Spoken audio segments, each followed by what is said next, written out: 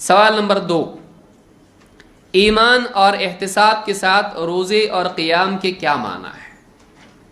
آپ دیکھیں گے حدیث میں اللہ کے نبی صلی اللہ علیہ وسلم نے روزے اور قیام رمضان کے بارے میں جب ان کی فضیلت بیان کی تو اس میں 2 باتیں آپ نے بیان کی اور 2 شرطیں آپ نے بیان کی گناہوں کی مغفرت کے لیے، کہ روزے بھی انسان کے گناہوں کا کفارہ ہیں، مغفرت کا ذریعہ ہے، قیام رمضان بھی انسان کے لیے مغفرت کا ذریعہ ہے۔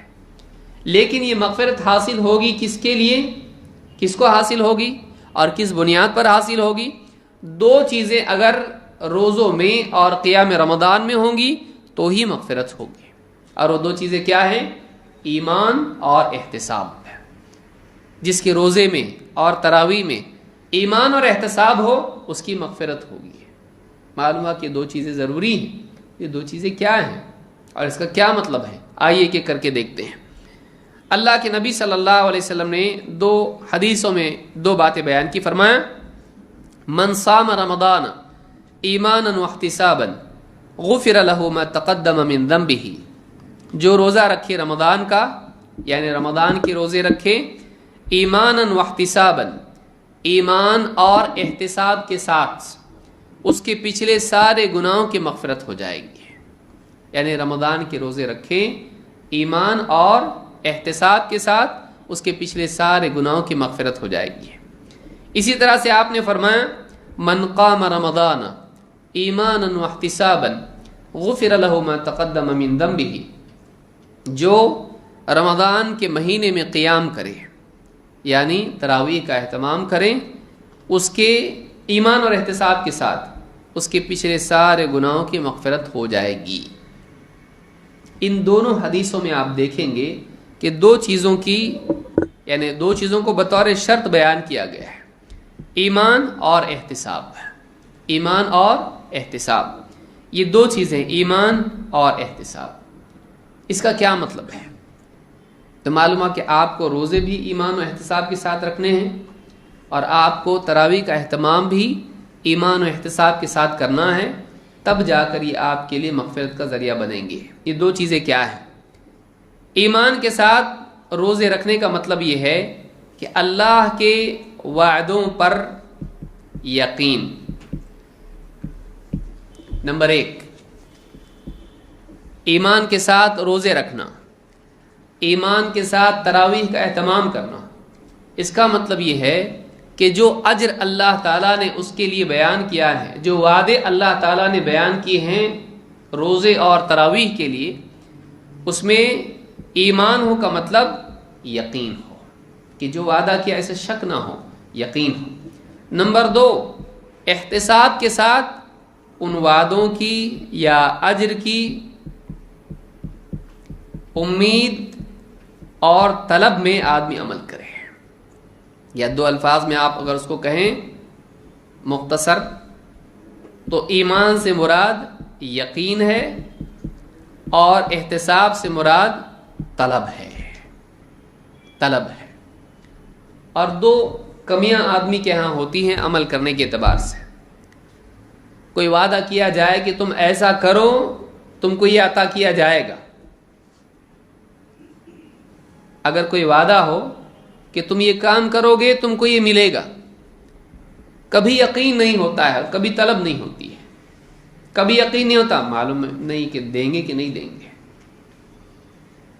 اگر مثلا والدین بچے سے کہیں تم پاس ہو جاؤ گے تم کو فلانی چیز ہم دیں گے، کھلونا لا کے دیں گے، کبھی بچے کو یقین نہیں ہوتا ہے، ہمیشہ سے وعدہ کرتے لیکن دیتے نہیں ہیں، تو کبھی کیا ہوتا ہے وعدے پر یقین نہیں ہوتا ہے، اور یہ یقین نہ ہونا عمل میں کمزوری پیدا کرتا ہے، کبھی کبھی بے عمل کر دیتا ہے۔ 2، یقین تو ہوتا ہے نہیں، جب وعدہ کیا ہے تو دیں گے لیکن مجھ کو نہیں چاہیے، مجھ کو کچھ اور چاہیے۔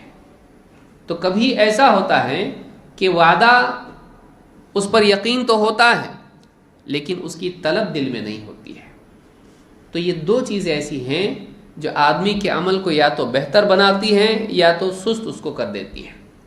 تو مومن کو چاہیے کہ جو وعدے اللہ رب العالمین کے ہیں نمبر 1 ان وعدوں کا یقین اس کے پاس مضبوط ہونا چاہیے. 2 ان وعدوں پر ان وعدوں کی یا اس عطا کی طلب بھی آدمی کے دل میں مجھ کو چاہیے کہ اللہ تعالیٰ جب بھی وعدہ کرے تو اس کا یقین بھی ہو اور اس کی چاہت بھی دل میں ہو کہ مجھ کو یہ چاہیے. جب یہ 2 چیزیں زندگی میں آتی ہیں تو آدمی کے اعمال بہت قیمتی بن جاتے ہیں، اس کے عمل کا جذبہ اور بڑھ جاتا ہے اور عمل میں جان پیدا ہو جاتی ہے. لہذا کہا کہ جو انسان ایمان اور احتساب کے ساتھ روزے رکھے رمضان کے، اس کے پچھلے سارے گناہوں کی مغفرت ہو جائے گی. 2 جو آدمی رمضان میں قیام کرے، تراویح کا اہتمام کرے، عبادات کا اہتمام کرے ایمان اور احتساب کے ساتھ، اس پر کیا وعدہ اللہ کا اس پر یقین ہو اور اس وعدے کی چاہت اور رغبت اور طلب کے ساتھ ہو، اللہ تعالیٰ اس کے پچھلے سارے گناہوں کی مغفرت کرے گا. اللہ تعالیٰ کے وعدوں کی طلب اور اس کی رغبت انسان کے عمل کی لذت کو بڑھا دیتی ہے. وعدوں میں یقین اور رغبت عمل کو بہتر بناتی ہے. لہذا کوئی کام آپ کو کوئی کہہ دے کہ آپ اتنا کاغذ ہے، اس پر ایک صفحے پر اتنا لکھ دو، آپ کو 1 کروڑ ملیں گے. بس یہ کاغذ ہے، اس کو کاپی کرو اس کے اوپر. اب آپ کہیں گے اتنے سے کام پہ کوئی دیتا ہے کہ 1 کروڑ؟ تو آپ کو یقین نہیں ہے. کبھی تو ایسا ہوگا اور کبھی رغبت اس میں تو نہیں ہوگی، رغبت رہے گی اس کے اندر. لیکن جیسے ایک آدمی کو یقین بھی ہو دے گا اور مجھ کو چاہیے بھی، تو پھر آدمی کیا کرتا ہے، وہ صفحہ جب لکھنا شروع کرے گا، اس کو آپ سوچیے اس عمل میں کتنا مزہ آئے گا. اس عمل میں مزہ آئے گا، ہر لفظ پر اس کو سمجھے گا 1 کروڑ 1 کروڑ 1 کروڑ. اس کو اس عمل کے اندر اس کی قوت پیدا ہو جائے گی. لیکن کوئی آپ سے کہے کہ 100 صفحات آپ کو یہ پورے جو ہے 100 بوری اٹھا کے وہاں رکھنے ہیں، آپ کو 5 روپے دوں گا. سمجھ میں آ رہی بات؟ یہ 100 بوری اٹھا کے یہاں سے وہاں دوسرے کمرے میں رکھنے، کتنے پیسے ملیں گے؟ 5 روپے.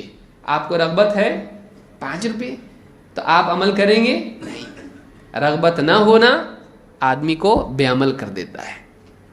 اور اگر کہے کہ 1 بوریا رکھ دو 1 لاکھ دوں گا، تو آپ 1 لاکھ 1 بوریا رکھنے میں ملتا ہے؟ یقین نہیں ہے تو آدمی عمل کرتا ہے نہیں.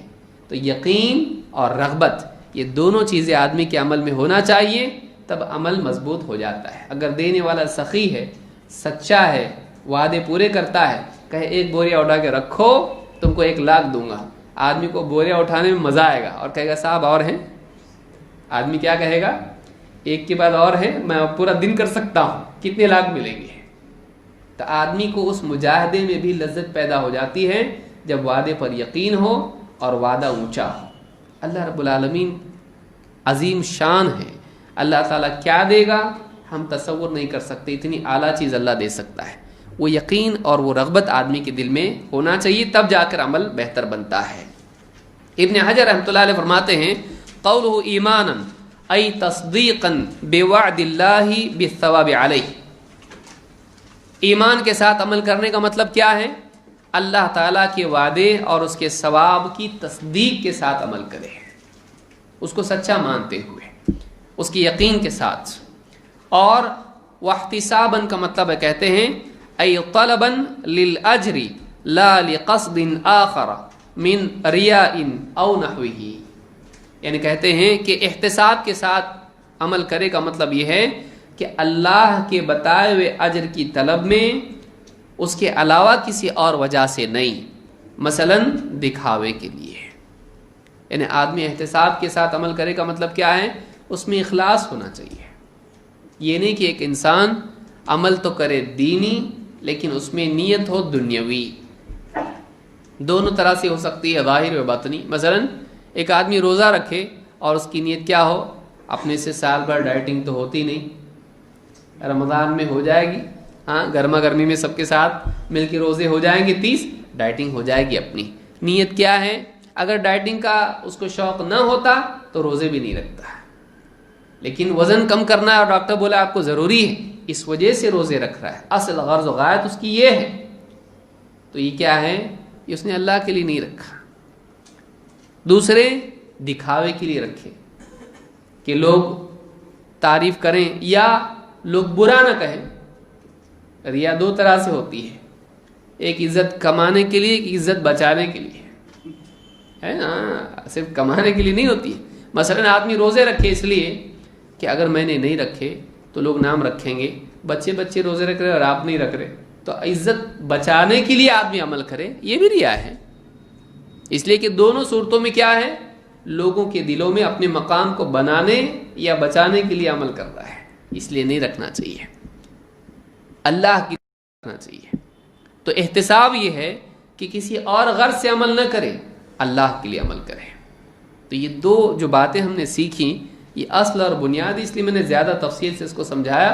مسائل اپنی جگہ ہیں، لیکن یہ دو باتیں، جو پہلی بات روزے کا مقصد تقویٰ ہے، اور دوسری بات ہمارے جتنے بھی اعمال ہیں، صرف روزہ نہیں، صرف تراویح نہیں، بلکہ ہمارے صدقات اور ہماری جتنی بھی چیزیں ہیں، ان سب چیزوں میں کیا ہونا چاہیے، دو چیزیں۔ وہ کیا ہیں؟ ایمان اور احتساب۔ ایمان کیا ہے؟ ثواب کا،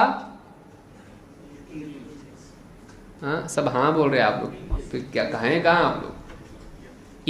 وعدے، جو اللہ کا وعدہ ہے یا اجر ہے، ثواب ہے، اس کا یقین، اور احتساب یعنی ہاں طلب، اس کی طلب، اس کی رغبت ہونا چاہیے۔